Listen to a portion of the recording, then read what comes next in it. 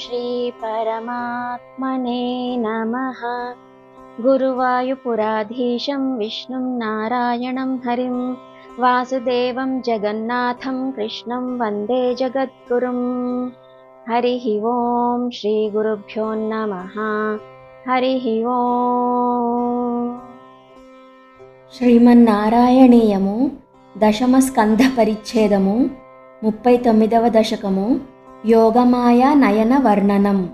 భవంతమయముద్వహన్ యదుకులోద్వహో నిస్సరన్ దదర్శ గగనోచ్చలజ్జలభరాం కలిందాత్మజాం అహో సలిల సంచయః స పునరైంద్రజాలోదితో జలౌఘ ఇవ తత్క్షణాత్ ప్రపదమేయతామాయయౌ ప్రసుప్త పశుపాలికాం నిభృతమారుదద్బాలికాం అపావృత కవాటికాం పశుపవాటికామావిశన్ భవంతమయమర్పయన్ ప్రసవతల్పకే తత్పదాద్ వహన్ కపటకన్యకాం స్వపురమాగతో వేగతః తతస్త్వదనుజారవక్షపితనిద్రవేగద్రవద్ భటోత్కరనివేదిత ప్రసవవార్తయైవార్తిమాన్ విముక్తచికురోత్కరస్త్వరితమాపతన్ భోజరాట్ అతుష్ట ఇవ దృష్టవాన్ భగినికాకరే కన్యకాం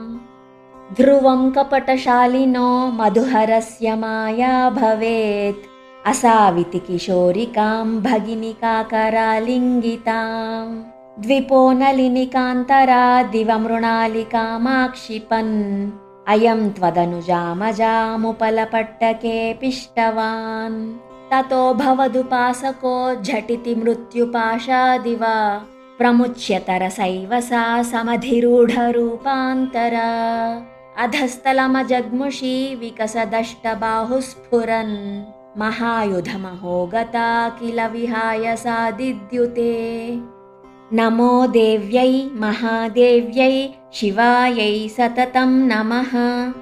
నమః ప్రకృత్యై భద్రాయై నియతా ప్రణతా స్మృతం నృశంసతరకంసతే కిము మయా వినిష్పిష్టయా బభూవ భవదంతకః క్వచన చింత్యతాం తే హితం ఇతి త్వదనుజా విభో ఖలముదీర్యతం జగ్ముషి మరుద్గణపణాయితా భువి చ మందిరాణ్యేయుషి ప్రగే పునరగాత్మజా వచనమీరితా భూభుజా ప్రలంబబకపూతనా ప్రముఖదానవామానినః భవన్నిధనకామ్యయా జగతి బభ్రముర్నిర్భయాః కుమారకవిమారకాః కిమివ దుష్కరం నిష్కృపైః తతః పశుపమందిరే త్వయి ముకుందనందప్రియా ప్రసూతిశయనేశయే రుదతి కించిదంచత్పదే విబుధ్యవనితా